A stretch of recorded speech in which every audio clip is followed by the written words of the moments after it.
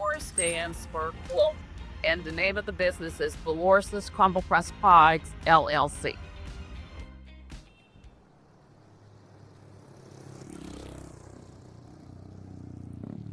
In 2014, I decided to start baking because I was sending my sons baked goods all the time. So I said, I can't eat all this stuff, So I started in 2014, and I had a table, and I used to set up over there, and I would sell. And then when we had the pandemic in 2020, I decided to get a truck bus. I wasn't coming down here then. I always wanted a truck. And so I kept looking and looking, and I went to BMW. I asked the guy there, where would I get a truck? He said, in Raleigh, So I called different people, and then I went to see a couple people to see about getting something customized. Well, I had to learn about these trucks, and everything. And my son said, "Well, you don't want to get like a van with the door. You want, the truck with the concession window." So I said, okay. So I managed to get the truck.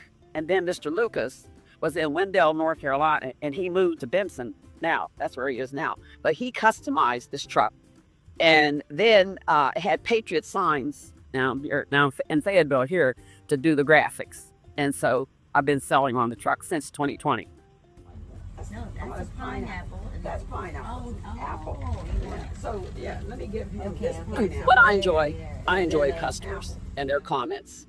And the thing of it is, you meet people here from all over the world because of Fort Liberty. You have customers. I remember one time I was telling a customer about this cake that I had, Gateau Bass. And he says, I'm familiar with that. I'm from Australia. So you never know who you're meeting. I have customers come here, and one lady, her father lived in Pennsylvania. Every time he would come down to visit his daughter, that he would come here, just like the one guy. Some of these people have been coming since 2014, and they're still coming. As far as going to school, I believe in education. I think people should go to school forever. And people should give people factual information instead of, because that's what reading is, thinking. You have to think. And a lot of us don't think critically because we don't do that much reading. We just, whatever people say, we just believe it. We should be factual, scientific-like. But anyway, in terms of learning, I took one course at Fayetteville Academy here in cake decorating. Then when my son and daughter-in-law got married in 2017, they had me take a course at a culinary school in New York. I went there and took that one, learned.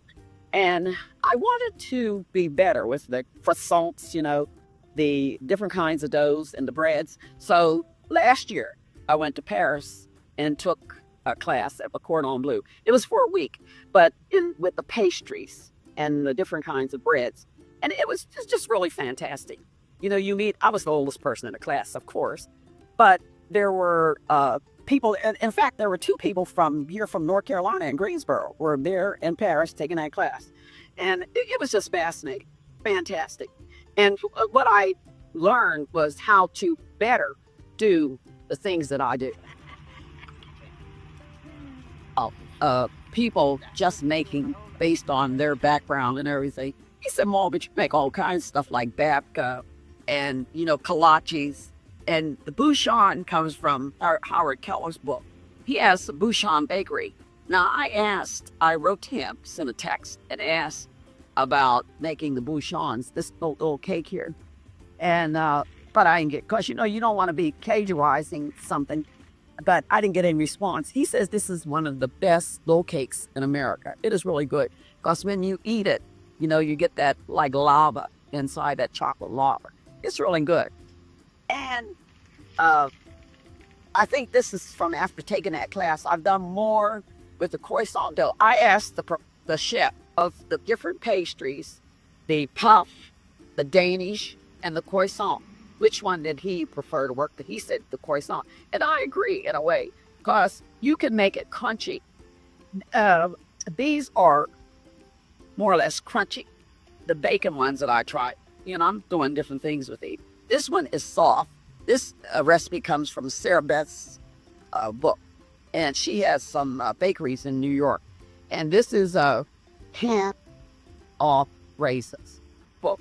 Now, with these, she tells you after you make them, you flat. And that's how this comes out flat. This is really interesting because you're using the croissant dough. The dough, I use the recipe from Peter Reinhardt's book for the croissant dough. And then she tells you how to make a pastry cream once you roll out that dough, there's some things they don't tell you in the cookbooks. I put the dough in the freezer to get it a little harder, to roll it out, because otherwise that butter is going to be all over your counter when you're doing, with the laminated doughs, you have that butter in it. Roll it out, and then she tells you to put the pastry cream on it, and then you put the raisins on it, and then you flatten it, and that's how it comes out flat. But these I made myself, I decided. Now this is croissant also. This one is a little harder. Depends on the temperature in the oven and how long you're baking them. But I was so tired, I almost fell asleep on some of these things. Luckily, I woke up before they burned in the oven instead. So, but this one, I think is really good. I was making a biscuit with bacon, dry cranberry, and cheddar cheese. And I think this is better with the croissant dough rather than just a regular biscuit dough. So I'm going to make these for future. I'm just going to make them a little large. I think we should keep on learning. And one of the things about baking, you bake, people give you their impressions of what you're doing. And they may be good, but what a lot of people do in business, especially with food, they think, people are coming and they sort of slack off. You shouldn't. You should always keep trying to do something better, even if it's the presentation, you see. Then we can always try to reach perfection, although we don't, but we can keep trying. So that's what I'm doing now.